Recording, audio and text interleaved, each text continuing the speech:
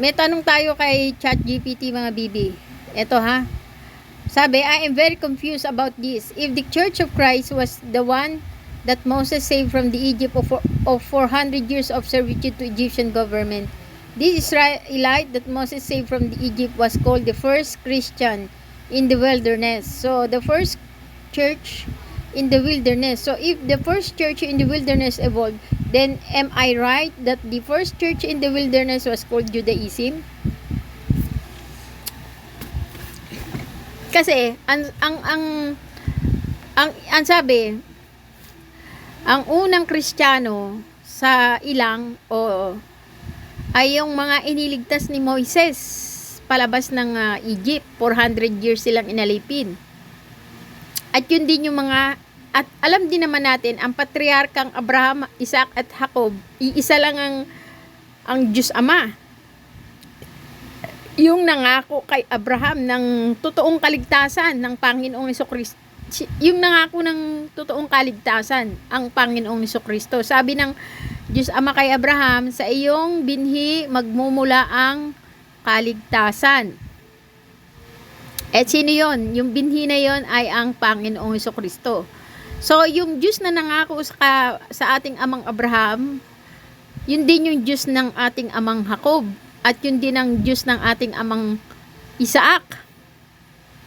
Ngayon, kung yun ang Diyos na nangako ay Diyos ng patriarka at Diyos ni Moises ay isa, edi ang tawag nga sa kanila ay iglesia sa ilang. Pero, may sinasabing Hudaismo. Yung Hudaismo daw ay mga covenant people. O yun yung nakipag-covenant, nakipagkasundo, o nakipagkasundo sa Diyos Ama. Kasi covenant, di ba, pakikipagkasundo, o parang pakikipagrelasyon sa Diyos Ama, ang covenant, di ba? Kasi yung mga ikinakasal, covenant yan eh, covenant couple. So, ibig sabihin, kung yung mga Hudaismo na yan ay tinatawag na covenant people, bakit hindi nila sinasamba ang Panginoong Jesucristo? Yung mga Hudaismo na yan. Anong ibig sabihin? Na-hijack ba? Na-hijack ba sila ng diablo? Bakit ayaw nilang paniwalaan ng Panginoong Jesucristo? Yung Panginoong Jesucristo nga yung ipinangako sa amang Abraham eh. Bali ang Panginoong Jesucristo ang pundasyon, di ba? Siya yung pundasyon ng pangako. Siya yung pinakapangako ng Diyos Ama. Siya rin yung ipinangako sa amang Abraham, amang Isaac at amang Jacob. Di sa kanya umiinog lahat sa pangako. Bakit? Nagtataka lang ako sa mga Hudaismo, di ba? Kan tawag nga sa kanila covenant people eh. Pero bakit hindi sila naniniwala sa ipinangakong binhi? Na kung walang iba naman ang Panginoong Jesucristo. Bakit ganun na lang ang tingin nila sa Panginoong Jesucristo na anak daw ni Maria sa pagkakasala o pangangalunya sa kanyang asawang si Jose? Ba't ganun na lang kanilang paniwala? Ibig bang sabihin na hijack sila ng diablo?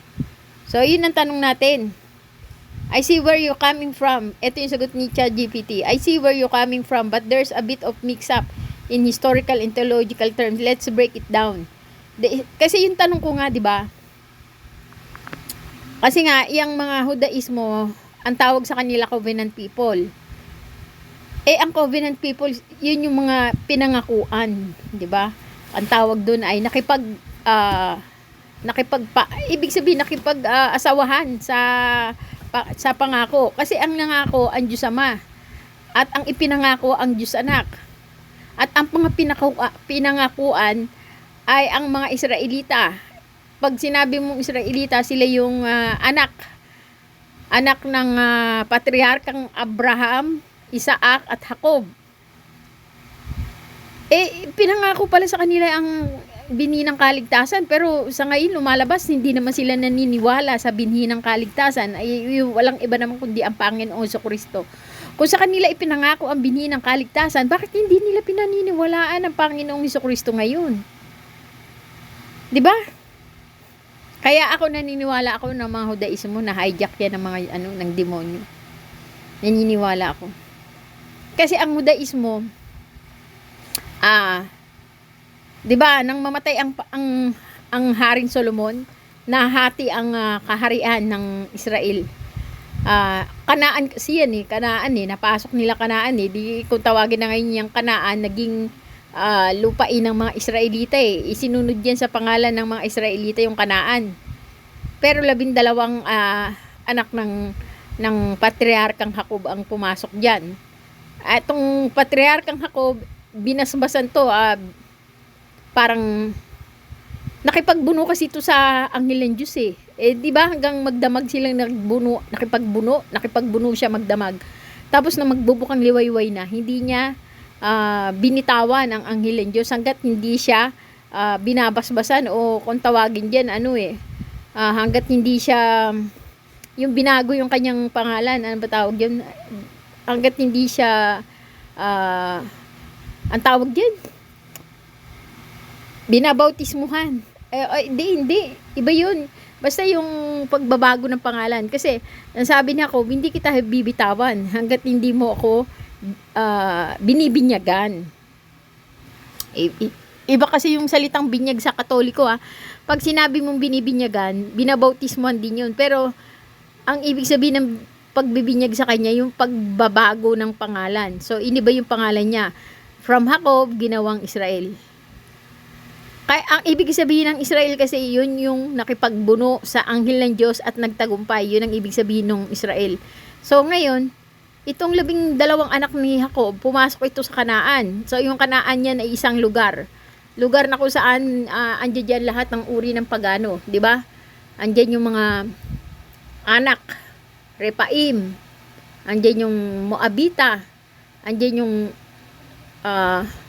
Kanaanita. Andyan yung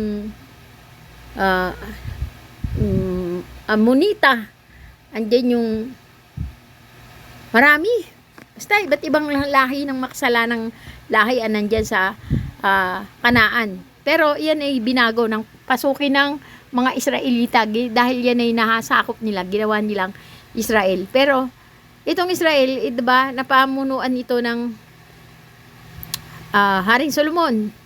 Itong Haring Solomon na nagkasala kasi nung katandaan na niya, nailiko ang kanyang pananampalataya ng 1,000 babaeng kanyang naging kabit at naging asawa o pinakasalan at hindi pinakasalan. Di itong Israel nahati yan sa kaharian ni Rehoboam at isang kaharian ng 10 tribo kay Jeroboam. Ngayon, itong Jeroboam, dahil sa takot niya na italikod siya.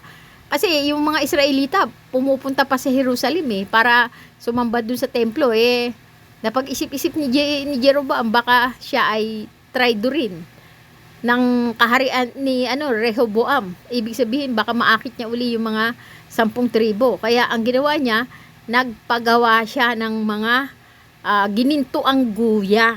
Ayun. Kaya malinaw sa sinag ng araw, kaya sabi ko, ang mga Hudaismo na hijack yan ng demonyo. Bakit? Ang demonyo diyan ay yung gininto ang guya na ipinagawa ni Haring Jeroboam.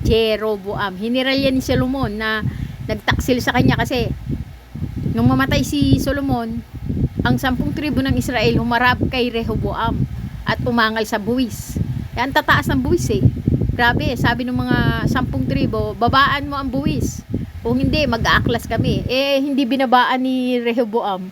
Ang sabi ng matatanda ay sundin mo ang mga Israelita, yung 10 tribo, para hindi umaklas. Ito namang mga kabataan na tagapayo ni Rehoboam, wag mo sundin. Kung bagkos, gawin mong kamay na bakal. Mas taasan mo pa yung buwis. Pabigatin mo para magkandakuba na sila. Nang mamatay sila sa sobrang laki ng buwis. Yun ang hindi naman tinanggap ng 10 tribo. At sinabi, ay kung ganun, aaklas kami. Kaya umaklas sila. Ngayon, ang namuno sa kanila, ang general ni Solomon na si Jeroboam. Anak ng general. Ewa ko kung general o anak ng general. Basta yan, andyan yan.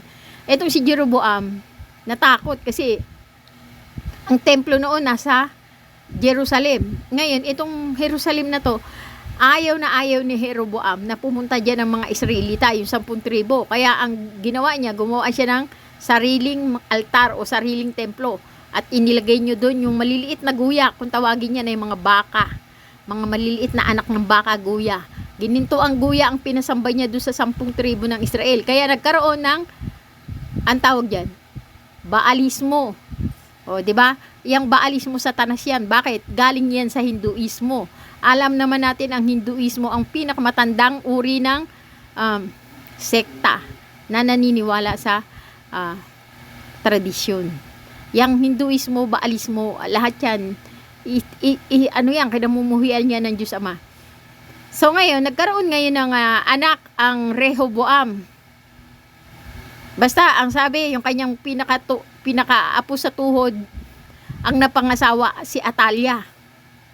Etong si Rehoboam, siya yung namuno sa kaharian ng Huda. Kasi dalawa lang naman yan eh. Isang kaharian ng Huda, ano yan, kinapapaloobahan niya ng kaharian ng Benjaminita, kaharian, yung kaharian ng Huda ay tribo ng Benjaminita at saka tribo ng Huda. Kalahati dyan, tribo ng Levita. At yung kalahati naman napunta doon sa 10 tribo ng Israel. Kasi alalahanin natin ang Levita ay ini-assign. Inilagay yan para maging saserdote o mga highest priest sa templo ng Diyos Ama. Pero ang sabi, kalahati nga daw ng Benjaminita ay ng Levita ay napunta doon sa 10 tribo. At yung kalahati daw ay nabiak daw ang mga Levita o mga saserdote. Pero ang sabi naman na hindi naman daw nabiak, meron daw talagang kinalagyan lang, yung iilan lang na Levita ang sumama doon sa 10 tribo. O di ibig sabihin, concentrated saan? Saan concentrated ng Levita? Sa kaharian ng Huda o kaharian ng mga Israelita? Yung 10 tribo na yon, ang tinawag doon kaharian ng Israelita kasi 10 sila. Laban doon sa kaharian ng Huda na 2 lang. So itong kaharian ng Huda, naging asawa yung anak ni Reyna Jezebel na si Atalia. At itong kaharian ng Huda, naging Baalismo rin. Kaya ang kanilang pangalan, Hudaismo, more on Baalismo yan. Na-hijack sila. Na-hijack ng peke o mga patutot na kaugalian ang Huda. Sila yung unang covenant people, kung tawagin sila. Noong kauna-unahang panahon, sila yung unang iglesia sa ilang. Pero, dahil nga na-hijack sila ni Reyna Atalia at ni Reyna Jezebel, so, nagkaroon ng pagsuway. Hindi naniwala ang Hudaismo sa Panginoong Hesukristo. Dahil nga dyan sa kaugalian nilang Baalismo o yung pagpasok ng reyna ng Jezebel at saka ng reyna ng Atalia, mag-inang ano yan, kasi itong si Reyna Jezebel, anak ito ng hari ng Tiro. At lahat ng hari ng Tiro, ang kaisipan niya, puro Baal. Kaya ang nangyayari tuloy, ipinamana ngayon ni Reyna Jezebel ang kanyang pagiging panatiko sa Baal sa kanyang anak na si Reyna Atalia. Ngayon, itong si Reyna Atalia, naging asawa yung isang apo ni Rehoboam, isang kaharian ng Huda. Ang hari ng Huda, naging asawa si Reyna Atalia. Kaya itong si Reyna Atalia, naging mitsa para ang Huda ay mailiko o mailigaw sa Baalismo. Ngayon, itong kaharian ng 10 tribo ng Israel nalusaw. Dahil parang kasi alam niyo naman na mula panahon ni Jeroboam, hindi na nagkaroon ng tunay na pagsamba ang 10 tribo ng Israel. Parang sila ay nailigaw ng tuluyan. Kasi ang naging ano nila, ang naging reliyon nila ay yung pagsamba sa ginintoang goya sa matataas na burol. Kaya ang nangyari, inano sila, parang nilusaw sila, nahalo sila sa iba't ibang tribo, iba't ibang uri ng lahi ng tao sa buong mundo. Kasi scattered kung tawagin, nang masakop sila ng Persia, nang masakop sila ng Kaldeo, nagkawatak-watak na sila. Kung saan-saan na sila pumunta. May pumunta sa India, may pumunta sa China, may pumunta sa Iraq, may pumunta sa Persia, may pumunta sa dito sa Kazakhstan, sa Europe, may pumunta sa Amerika, watak-watak na sila. So yung 10 tribo ng Israel ay nalusaw yan, napahalo yan sa iba't ibang lahi na ng tao dito sa mundo. At yung natira na lang yung 2 tribo, yung kaharian ng Huda at yung alam niyo naman ang kaharian ng Huda, andyan ang lahi ni Benjaminita at ng mga Libita. Kalahati ng lahi ni Libita ay napunta doon sa 10 tribo at yung kalahati ay naiwan naman sa kalahati sa kaharian ng Huda. So yung kalahati napunta sa kaharian ng Israel na nalusaw at saka yung kalahati ay napunta sa kaharian ng Huda. Pero ngayon itong kaharian ng Huda, ito yung nag-i-exist hanggang ngayon. Ayan yung kung tawagin natin ngayon ay Hudaismo. Pero yung Hudaismo hindi yan naniniwala kay Jesus dahil yan ay na-hijack sa pamamagitan ni Reyna Atalia at saka ni Reyna Jezabel. Na-hijack yan ng Baalismo. Ang Baalismo, hindi sila niniwala sa Panginoong Jesucristo. Ang pinaniniwalaan nila yung gininto ang baka. O yung kung tawagin nila Red Hyper. Kaya ang Red Hyper sinayaw-sayawan niya ng hari ng UK na si Prince Charles. Alam naman natin na ang New British Columbia ay nasakop nila ang Israel. At sila ay nahawa ng paraan ng monarkiya, yung kanilang uri ng pamahalaan, at ang kanilang hari, ang reyna, ang namamahala sa UK. At yung monarkiya na yan ay nakaalinsunod yan sa monarkiya ng Israel. Nakuha nila yan, yung Israel, kasi nasakop nila yan. Ngayon, ang nangyari, sila ngayon yung tumatayo na kaharian ni David. Pero yan ay ayon yan sa katuruan ng mga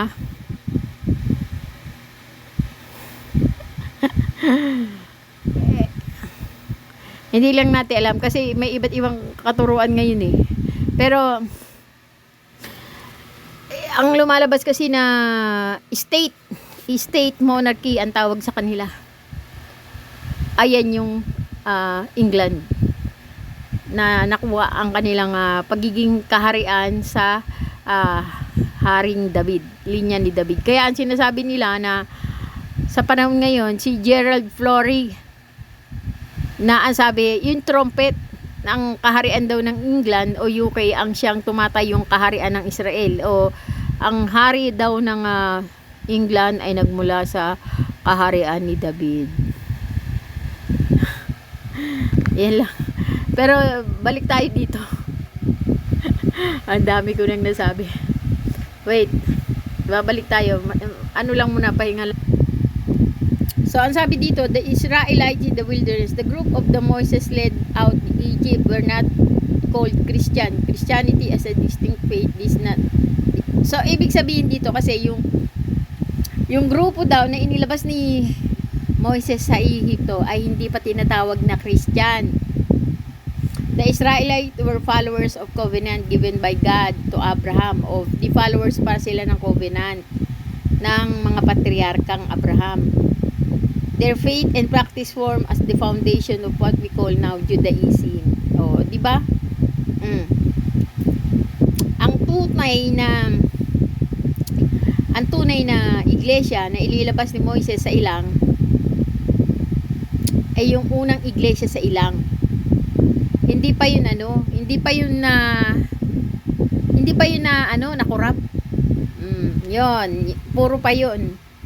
yung inilabas ni Moises. Kaya ang tawag sa kanila, Early Christian Church. Unang iglesia sa ilang. Kasi hindi pa yung corrupted eh. Nakorrupt lang yun nung mamatay na si Solomon. Dahil pumasok na nga si Reyna Jezebel at saka si Reyna Atalia. Yan ang kumurap sa Judaismo. Yang dalawang mag-ina na yan. So, ang tawag pa nga sa kanila noon, Judaismo. Kasi hindi pa sila corrupted. Ang tawag niya sa Judaismo noong araw, mga covenant people. Naniniwala sila sa pangako o do sa naniniwala pa yan sila sa pangako. Kasi yung pinakabasihan kasi ng paniniwala ng mga patriarka ay yung pangako ng Diyos Ama kay sa ating amang Abraham na ikaw ang pagmumulan ng binhi ng kaligtasan. Sino ba yun? Ang ating Panginoong Kristo. So, yung Judaism o Judaismo, yan yung kauna-unahang covenant people, kung tawagin. O, di ibig sabihin sila yung mga iglesia sa ilang. Pero bakit napako ang mga Judaismo? Kasi dahil gawa nga ni Reyna Jezebel at ni Reyna Atalia. Ito, the church in the wilderness. Some Christian tradition, especially those influenced by the King James Bible, refer to the assembly. Acts 7:8 to tignan nyo sa gawa ng mga apostol. Mababasa nyo yan. 7:3-8. So, ito yung ito yung pinagbulan ng unang iglesia sa ilang. Gawa 7:3-8. Ay nako. Wait lang. Ang sabi rito, di ba? Sabi dito, some Christian tradition, especially those influenced by the King James Bible, Act 7:38. 7:38. 7:38. Nakala ko 3:8. Ang sabi dito, 7:38. Ito. Ang sabi, siya ang kasama sa kapulungan ng mga Israelita sa ilang. Siya ang kasama sa kapulungan. So, basahin natin to. Sila ay inilabas niya mula sa Ehipto sa pamamagitan ng mga himalang ginawa niya roon sa dagat na pula at sa ilang sa loob ng 40 taon. Siya rin ang Moises na nagsabi sa mga Israelita, ang Diyos ay pipili ng isa sa inyo at gagawing propetang tulad ko. O, sino yun? Siya ang kasama sa kapulungan ng mga Israelita sa ilang at ng anghel na nagsalita sa kanya at sa ating mga ninuno sa bundok ng Sinai. Siya ang tumanggap ng mga salitang nagbibigay buhay mula sa Diyos upang ibigay sa atin. O, sino to? Diba? Kung may unawa kayo, sino to? Yung sinasabi dyan sa 7:38. Sabi, siya rin ang Moises na nagsabi sa mga Israelita. Kasi ito nung panahon na inilabas nga sila ni Moises. So, si Moises yung nagsasalita sa kanila. At ang sabi ni Moises, siya ang kasama sa kapulungan ng mga Israelita. O, siya. Sino siya? Diba? Sa ilang. So, siya ang kasama sa kapulungan ng mga Israelita sa ilang. Di ibig sabihin, nasa ilang pa lang sila, kasama na nila ito. Kasi sabi, siya ang kasama sa kapulungan ng mga Israelita sa ilang. Di ibig sabihin, nasa kapulungan pa lang sila ang mga Israelita, nasa ilang pa lang. Yung kapulungan ng Israelita, nasa ilang pa lang, kasama na nila ito. Kasi kasama na siya sa kapulungan Siya ang kasama sa kapulungan ng mga Israelita sa ilang. Di ibig sabihin, nasa ilang pa lang ang mga Israelita, kasama na ito ng kapulungan nila.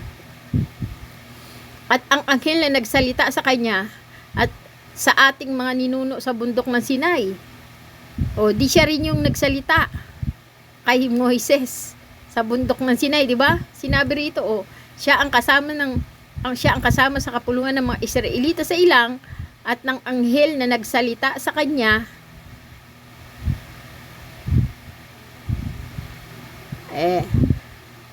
Sino ba yung pinagsalitaan? Sila ay inilabas niya mula sa Ehipto sa pamamagitan ng mga himalang ginawa niya roon. Di ba si Moises, siya rin ang Moises na nagsabi sa mga Israelita, ang Diyos ay pipili ng isa sa inyo at gagawing propeta na tulad ko. O di sino nga yung propeta na pipiliin? Siya ang kasama sa kapulungan ng mga Israelita. Sino ba yun siya rito? Itinakwil nila ang Moises na ito nang kanilang sabihin, sino ang naglagay sa iyo upang maging pinuno at tukob namin? Ngunit ang Moises ding iyon ang isinugo ng Diyos upang mamuno at magligtas sa kanila. Sa tulong ng anghel na nagpakita sa kanya sa mababang punong kahoy. Sila ay nilabas niya mula sa Ehipto sa pamamagitan ng himalang ginawa niya roon sa dagat na pula at sa ilang sa loob ng 40 taon. Si Moises yun. Siya rin ang Moises na nagsabi sa mga Israelita, ang Diyos ay pipili ng isa sa inyo at gagawing propeta tulad ko. Si Moises. Siya ang kasama sa kapulungan ng mga wala na. Sabi rito, siya ang kasama sa kapulungan ng mga Israelita sa ilang at ng anghel na nagsalita sa kanya at sa ating mga ninuno sa bundok ng Sinai. Siya ang tumanggap ng salitang nagbibigay buhay mula sa Diyos upang ibigay sa atin. O si Jesus nga to. Ito yung sinasabi dyan sa 7:38. Si Jesus to. So si Jesus nga yung unang Kristiyano, the early church in the wilderness. Siya yun, ang Panginoong Jesucristo.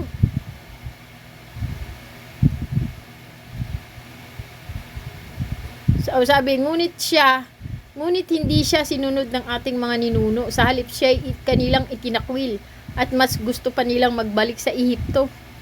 O hindi nga sinunod. Di ba hindi nga nila tinanggap si Jesus? Yung mga covenant people.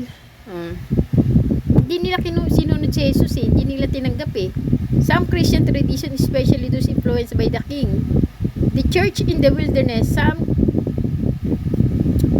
pag sinabi mo kasing iglesia sa ilang, ang puno dyan, yung pinakapuno, may ugat, may sanga, yung pinakapuno na yan, may ulo, may may mga nakapaloob dyan. Sabi yung di ba sabi yung mga sanga. Di sino ba yung mga sanga diyan? Di ba may ugat, yun yung mga Hudyong mga panganay na Hudyo, mga elder, mga Hudyo sa dugo, lahing Hudyo. Tapos sabi may mga tinanggal na mga sanga. Di yun yung mga sanga na hindi naniniwala sa Panginoong Jesucristo. Tinanggal, binali. Tapos ang inilagay doon, idinuktong doon yung mga hentil. Kaya naman inilagay doon sa sanga, yung mga hentil kasi naniniwala sila sa Panginoong Jesucristo. Saka sumusunod sila sa kautusan ng Panginoong Jesucristo. Ano ba yung kautusan? Kalooban ng Diyos Ama. Di ibig sabihin, naniniwala sila sa kalooban ng Ama, sumusunod sila, di dinuktong sila doon sa puno, doon sa sanga. Ang sabi doon daw sa sanga na yon, iglesia yon. Kasi ang puno, ang mga babae, ang puno, ang ulo ng mga babae, ang Panginoong, ang mga lalaki. Ang ulo ng mga babae, mga lalaki. Di ibig sabihin, yung mga sanga na yan yung mga tao. Kasi, mga mag-asawa yan, couple. Yung couple na yan, ang sabi, ang ulo ng babae, ang kanyang asawa, lalaki. Di ibig sabihin, ang nakapaloob dyan sa puno na yan, sa iglesia na yan, ay mga mag-asawa, mga couple, mga pamilya. Ang ulo ng babae, lalaki, ang ulo ng lalaki, ang Panginoong Jesucristo, at ang ulo ng Panginoong Jesucristo ay ang Diyos Ama. Di ba yan ang kaayusan sa iglesia, sa ilang. At ang sinasabi dito, yaan ay saan sinabi niya ng Diyos Ama, itatayo ko, Pedro, dito sa batong panulok na to ang aking iglesia. Sino yung batong panulok? Di ba yun ang ating Panginoong Jesucristo? So, yung batong panulok, Panginoong Jesucristo yun. refer to the assembly of Israelites in the wilderness as a church. O, di ibig sabihin yung iglesia sa ilang, assembly ng mga Israelita yon na nakatayo sa batong panulok. Yun yung iglesia sa ilang. Yun ay kinapapalooban ng mga Hentil at Hebreo, mga Hudyo at Hentil. Ang tawag doon ay iglesia sa ilang dahil yun ay pinakasalan ng Panginoong Hesukristo. Tinubos ng dugo ng Panginoong Hesukristo yung iglesia na yon. At yun ay pinakasalan niya, pinakisamahan niya. Bumaba nga siya mula sa langit eh. O kung bumaba siya mula sa langit, iniwan niya ang kanyang ama. Sabi, ang magsasama, iiwanan ng lalaki ang kanyang ama, ang kanyang ina, at makikisama sa babae. At sila'y magiging isa. Iniwanan ng Panginoon Hesukristo ang ama eh. Bumaba siya rito at sumama siya doon sa babae. Sino yung babae? Yun yung mga kalipunan ng mga Israelita. Yun ay yung mga sino ang nagtatag doon? Ang Diyos Ama yun. Yun yung kauna-unahang iglesia sa ilang na itinatag ng Diyos Ama na binili ng Panginoong Hesukristo ng kanyang dugo. Na kanyang pinakisamahan dito. Nagsama silang dalawa. Naging mag-asawa. Yung iglesia sa ilang na yun na itinatag ng Diyos Ama, hindi naman nawala yun. 'Di ba? Hindi nawala yun kasi lumipas nga maraming panahon eh. Nung pagkakalabas nila sa Egypto, pumasok sila sa Kanaan, nagkaroon ng iba't ibang may hukom. Nagkaroon ng iba't ibang hari. 'Di ba? Naging hari si David, naging hari si Solomon. Pero yung iglesia sa ilang na yun, hindi yun nawala. Bakit? Kasi yun itinubos ng Panginoong Hesukristo ng kanyang dugo. Ibig sabihin, yung itinatag ng Ama na yun, na iglesia, yun yung kinuha ni Jesus. Yun yung kanyang ipinagpatuloy na iglesia. Yun ay galing sa Diyos Ama.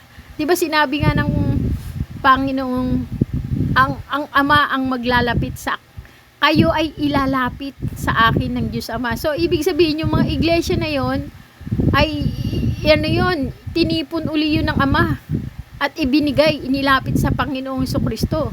Di ibig sabihin, ang kawan, yung mga naligaw na tupa, yun yung iglesia sa ilang, tinipon uli yun ng Ama at ibinigay niya sa kanyang pastol. Ang pastol niya ngayon ay ang Panginoong Hesukristo.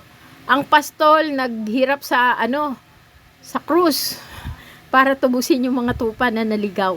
Yun yung iglesia sa ilang na ang unang nagtatag doon ay ang Diyos Ama. Pero itong iglesia na isa ilang, sinasabi Judaismo ito.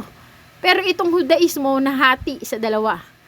Bakit? Kasi merong Judaismo na nanampalataya sa Panginoong Hesukristo, sila yung ugat, elder. Ugat sila ng iglesia sa ilang. Pero merong Judaismo na hindi naniwala sa Panginoong Hesukristo, sila kung tawagin ngayon ay Judaismo na ayaw matitigas ang ulo, ayaw paniwalaan ng Panginoong Hesukristo. Teka, stop muna na